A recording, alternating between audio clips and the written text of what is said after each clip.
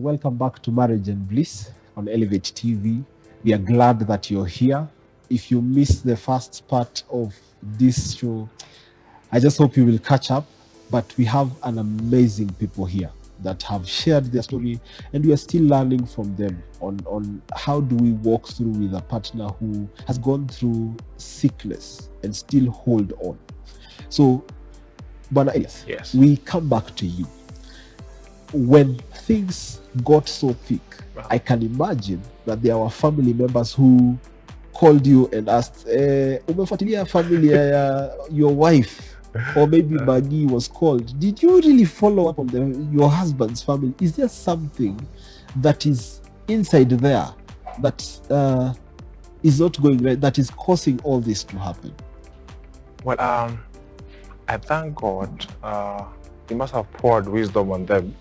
Somehow, there's no one who called me to ask, because maybe they were there, but they didn't have the courage to ask. Because when you look at what we were going through at that moment, someone who asked such a question, unless hauna grace, because it was such a time. You have not even gotten to the part of the medical bills. Got to ask, how much is the bill? They'll be told, now your bill is at 400,000. Wow. I don't have a job. And that is hers. I go to the nursery and I ask them, how much is my son's bill? They're like, we are at 95. Wow. So that's $500,000. Wow. I have nothing. So what do? You reach at a place where you just leave it all to God, basically. There's nothing else you can do. There's nothing else you can do. Wow. Yeah, because if it's about depending on my resources, you have none to depend on. So I thank God that nobody came through. Maybe nobody had the courage to call and ask, but instead we had very supportive friends and parents also. Yeah, she says my mom lost some weight. She really fasted. Wow. She would come and you look at her and you would not indeed lose weight. She has been on her knees praying. When you spend a month in the hospital, over a month, it's quite something. It's quite something. Yes. Even 3 days in hospital is quite something. It's quite something. Now you can imagine a month. Wow. Yeah, that was a big blow. Yeah. For you, Maggie,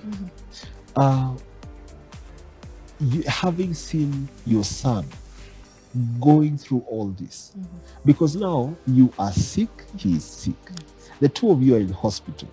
Let us leave this man alone, because past him is a different case altogether. But for you, knowing that your son might or might not make it out of hospital, and being in that pain, you would feel that pain. You are in physical pain, but your emotions and your mind is also in pain because of this son. What was the motivation that held you to continue knowing and believing that your son will come out of hospital? It's quite emotional. When I think about my son, actually, even when I see him today, sometimes I just look at him, and every time I look at my son, I just begin to tell God, thank you. This boy is a miracle, God. I am seeing a miracle run right before me, God. I cannot even explain how this boy made it here, but he is right here because of your hand, because of your grace, because of your mercies that are new to us each and every morning. I could say God and the prayers that we made just motivated me to stay and hold on. And let me tell you something that was so amazing. When we're going to Kijabe, there's a billboard along Westlands, and it's for an insurance company. I can't remember which one, because I saw it then. And because at the end, my pregnancy was a bit uncomfortable, because I went up to 42 weeks, and I didn't know what would happen to me. And I think any woman can attest, when you get to the end, the baby is not coming, you get a little bit worried. And even as we were going to Kijabe, when I saw that billboard, it was the picture of a father that amerusha mtoto juu and he's waiting to hold the baby. Wow. And I heard God say to me, Maggie, why do you think that baby is not crying? Because they know that they will fall in the hands of their father. Wow. And how come they can actually trust that those hands will not miss, you know? And God said to me, Maggie, you can trust me that you're in safe hands. And let me tell you, when hospital and my son was unwell, every time I would go to breastfeed him, or every time I get letter for me to breastfeed him, or in the morning when he wakes up and I will go to check on him, or he will be by my side or just in the next bed and I would see him, my son used to wake up with a smile. Wow. Yes.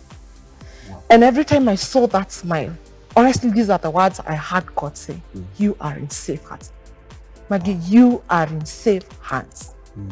And just keep knowing that no matter what happens to you, I have not forsaken you.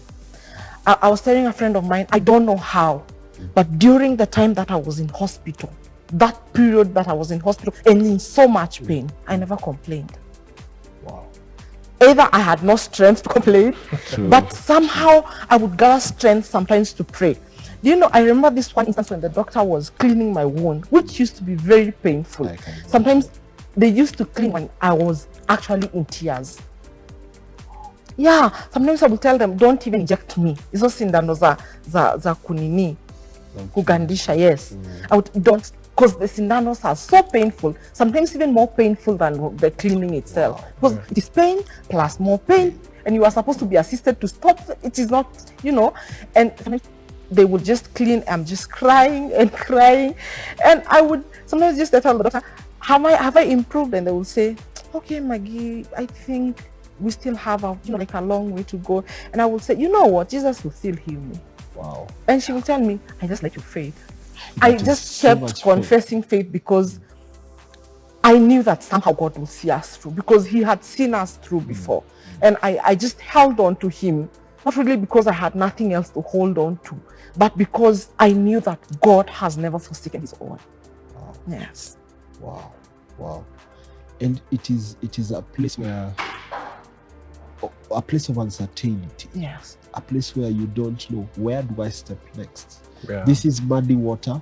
If I step here, I am swallowed. If I step here, I am not sure if this is a rock or it is just like a small thing. Then I step on it and I go. Yeah. For you, Elias, being the man and being the head of this family and having to see your family in hospital for a whole month and having all these emotions, having all this pain in your heart and in your soul and in all this, did you ever get to that point? She has said that she never got to that point of complaining.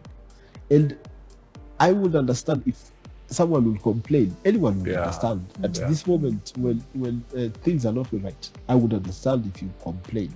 For you, did you ever get to that point where you asked God, you told God, me and you to Malizale, whether they get out of hospital or not, it is still okay. I don't care. Did you ever get to that point? Well, I would say at some point I did, but I would say there was no time to even complain. There was no time to There was no time to even complain because I'm supposed to take care of her. Yes, by the way, he was in hospital. Yes. The whole time? Yes. Where do I go? The guy refused to go home. The whole month? The whole time. You know, I know it's illegal and I know they're not supposed to know that, but somehow they even gave me a bed next to her in the ladies' ward. Wow. Because where do I go? His wife is so not that's what I'm saying. moving. There was not even time to complain. You are so busy. If I'm not taking care of her, the baby is waiting for me. Carrying his baby in the wards. Wow. Yeah. If not so even the nurses used to call me super dad. I'm about to change. There was so much to do. There was so much to do, so there was not even time to complain. I had to take care of her. And I think even after she left hospital, I momentarily became a doctor. Yes. Because I was given... For a whole month, by the way. For a whole month, actually. She was given. God was given everything that needed. Given gloves. My wound never healed. I left hospital with the wound. Like, I was still not even able to stand on my own. Yeah. Wow. Singepanda kitanda, he used to help me up. In the morning, help me out. Everything, turn me, everything, literally. Yeah. Wow. It's quite something when, number one, I would say the vowels came back to me. In sickness and in health. That part. Yes, came back to me because, and the moment it came back to me was this one event where my wife called me, she's like, Nataka unioshe. she literally can't bathe herself and come wash her. Now take me to the washroom. So I would take her, open the door, namshika, so that she is able to sit on the ball. And I stand by the door. I can't go anywhere. Yeah, I have to wait. Stays there. She finishes up, namwamsha, and then I take her to bed. Wow. Yeah. So the only time I hate for myself is when she is asleep and my son is asleep. That is when now you came into That's the only time I'm kinda alone. And that is when now you're thinking, the bills are still piling up. the bills are there. We still have rent to pay.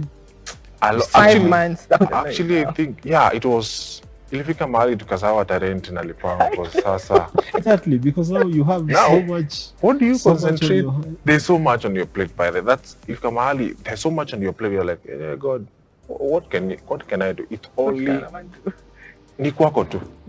Wow. It's only on you, God. Yes. Yeah. And it's only you that can save us from all this. It's only you. Anasemanga ilifika place nikasahau nywele huyu naelewa. Yeah.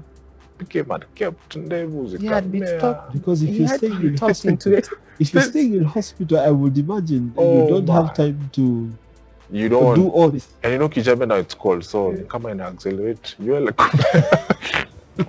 yeah, I know. So there was not even that time to basically complain. And we look back, it's very emotional. Even for myself, it's very emotional. For you, Elias, yes. Coming back to you, I would imagine that you were given all sorts of medical terminologies. Oh yes. To describe what she's going through. Yeah. And I can imagine ulizisikia zote from A to Z. And it was not very interesting because you don't understand what they're talking about. Yeah. But as you say, at the end of the day, at the end of the month, you came out as a doctor. Yeah. Actually, you would actually operate on someone. Yeah. Is it something that you did a study on? Did you go to websites? Did you go to books? Did you ask the practitioners? How did you go about it that you came in knowing nothing and you came out knowing as a qualified we came out a qualified doctor? We came out knowing a lot, including the name of the drugs. Yes. So like you need to be given PEEP test, you need to be given this. So initially, when Hosi, I was like, I need to study what this is all about. So Mr. Google became my friend. Mr. Google, Dr. Google is always our friend. Became a very good friend. But at some point, I was like, I need to stop Mr. Google.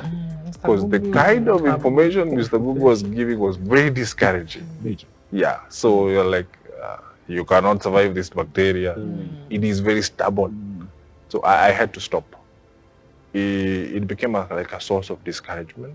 And I told God, I know I have all this info, but what do I do with the info?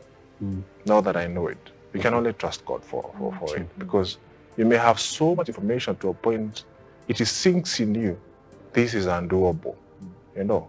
So I had so much information about the bacteria, Klebsiella, you know, even the genetic term, those biological, something, all those names, you know.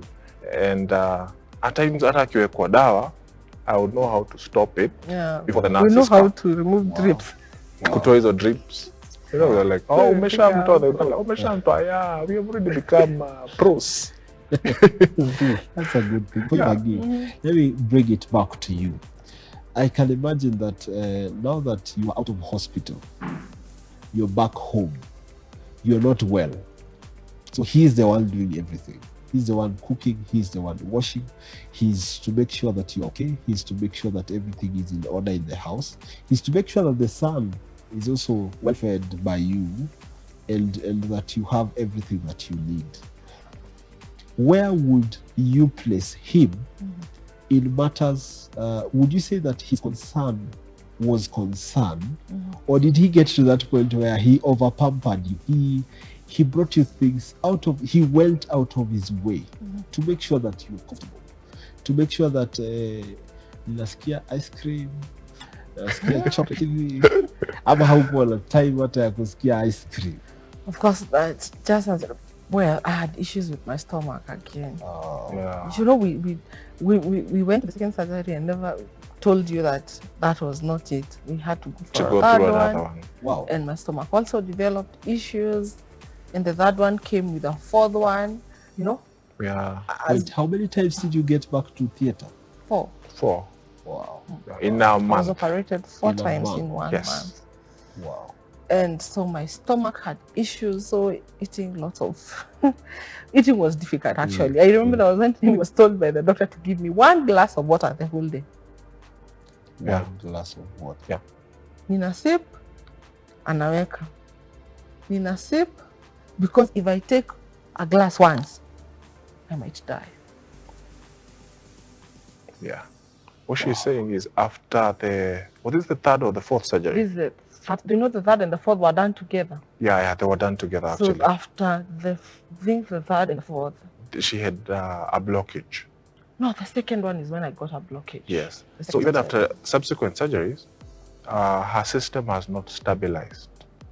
So we had to start with water, sips of water, the whole day. Yeah? And she's supposed to breastfeed, by the way. Wow. I think. To Wow. begin with water. So there was no comfort. There's a time I encouraged, well, cooler rice. Oh, yeah, I remember. Oh my Ilikuwa rice ya goodness. It became an issue. It almost killed Wow. us. Let me tell you, I have come to appreciate the small things we do, including going to that small room. Yes. There was a point where that was the only confirmation we needed to know her system is back. Her going to that room, finishing the business, and then coming back. So when she finally went there and finished, I almost cried. Wow. Because Days. she would have come back to theater theater. because of the stomach. That would have been like a 5th surgery. Now that would have been the 5th surgery. So Wow. there was not even time for pampering or Wow. it was quite something. But of course, I thank God for our best couple. They're just amazing. You know, they came, when she was discharged, they came, they drove all the way to Kijabe. They helped us in the process of clearing, put us into the car, and they told us, you guys are going nowhere. Mtakaa home kwetu until when you feel now you are ready to go. And we ended up staying there for a month. Yes. Until when my parents became a bit jealous. I was like, no, you guys, you need to come over on this. Wow. Yeah. Wow. Wow. Yes. Wow. So, guys, this is a story that we need to hear again and again, and I am sure that we will have this wonderful guest again. So for you, if you are out there and you need prayers, you have gone through the same thing, you have had the same issues, having gone through some of the things that you would not want to explain just to everyone, you can comment on the numbers that are going down the screen. Reach us there. You will get someone to pray with you. You will get someone to talk to you. If you need someone to counsel you, you can also just text on the numbers that are down there and you will get help. If you need to get to us, kindly do not shy away on all our social media platforms. Just reach out and I'm sure that you will get someone that will help you walk through this journey of life, because that is where we are. We are advancing Kingdom Lifestyle as we help you in preparing the way for you to usher yourself into the next level. So coming back to this communication, Yes. I can imagine that now you are in pain, he is discouraged, you're living in someone else's house.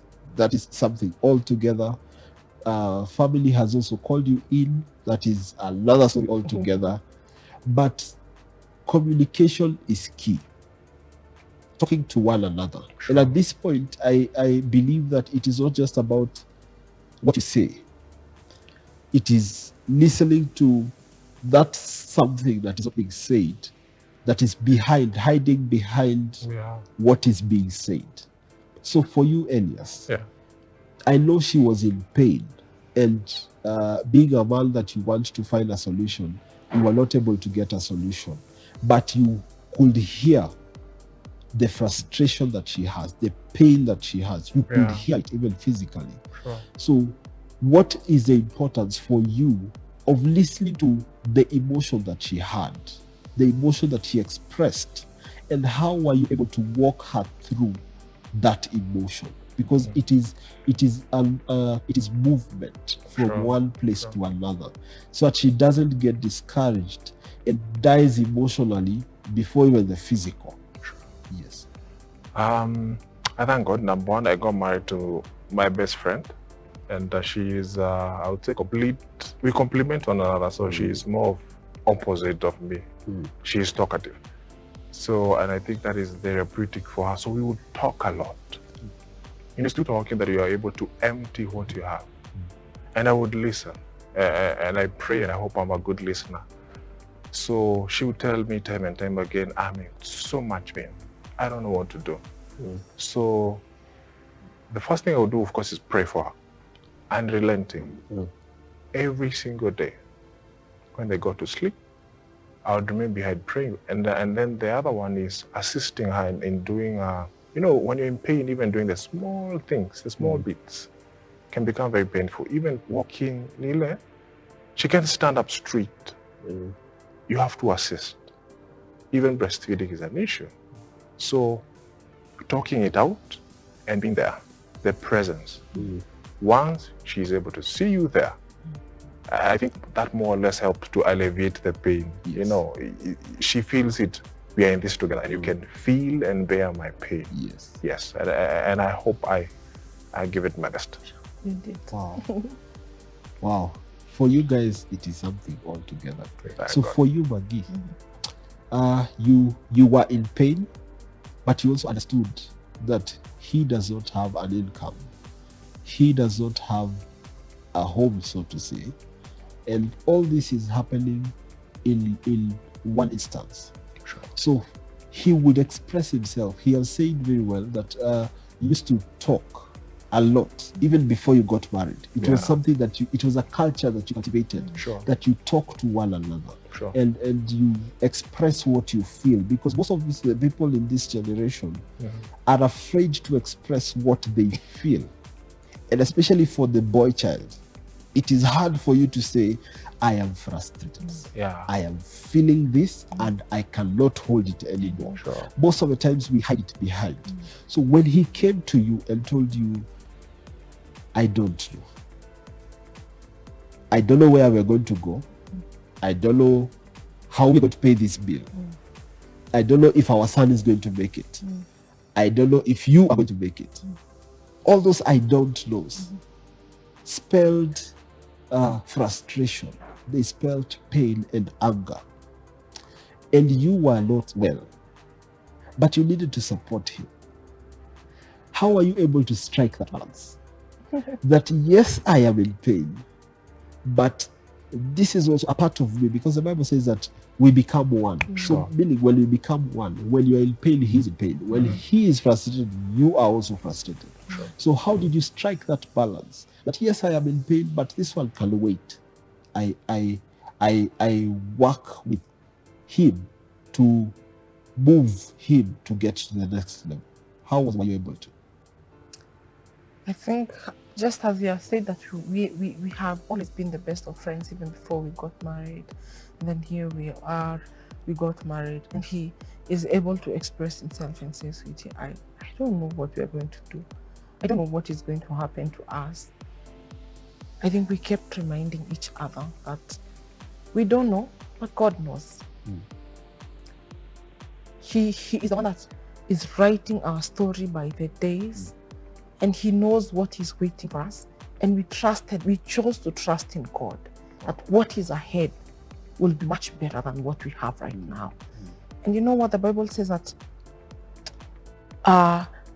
light comes when, like when you've just almost given up, when it's darkest, when it's almost day. We just held on and told God, it looks so dark, but we know that you have the final say, and that we are almost there. It doesn't seem like so, but we are actually almost there. And honestly, I just kept praying when I could. And I used to really appreciate the fact that he would be there with me all the time. Like, that motivated me to see that he has not actually given up completely, because he will still do the things that, he needs to do. The simple things that he can do, like saying, I love you, I'm praying for you. He would come and lay hands on us together with Nathan and pray for us. He would sometimes, after I was a little bit much better at home, he began to look for business, like some ideas of what he can sell online and where. So he was doing something. And so all I needed to do is just keep praying for him. And I can tell you there are people who blessed us even in that time. And people would even say, come and see if you can sell this, And we just kept praying and asking God even for divine connection, divine direction. And God was so gracious. God was so gracious even through that to help me to hold on and to keep praying for him. Wow. Even when I see nothing is coming forth. Wow. And I think those things have taught me as a woman to know that this is time for this, this is not time for this, and this can't wait. You don't have to tell your husband a lot about a house rent, about moving to another place, about the clothes you need, and everyone is wearing, and there's time for all those things. Wow. And they will come. Wow, amazing. Wow. So, Elias, I'll give you 30 seconds. Yes. To just speak to that man out there who is going through something that you went through. I want you to just look at this camera. Yes. And just speak to that man's heart, because they are hurting and you have been there for them. Yeah. Yes. Wow. What can I say? I can only say victory belongs to God. And I remember when we went all through this, and a few of our friends came together and we were able to cut a cake. Those were the words that were written on the cake, that victory belongs to Jesus. And it doesn't matter what you are going through. I know it may seem like cliche, it doesn't matter what you're going through, you are going to emerge at the other side. It is true, because you would say we have been through job loss, we have been through health issues, but we emerge victorious. And I know there are many of us who are going through a worse scenario than ours. Maybe child loss, you have lost a job, especially in this period because of the pandemic. But who is like our God? You, the man out there who is giving yourself and giving your very best, call out to God. This is a season, it shall pass away. Like I said when we began, the sun does not always come out from January to December. It is just a season. It will come to an end. Let me tell you, it is so fulfilling when you look back right now and say, we passed the test. And I know for you as well, you shall pass the test. Wow, amazing. Yes. Maggie, I will give you a chance on this camera to just speak to that lady out there who might have gone through one surgery. You went through 4. That is not an easy one.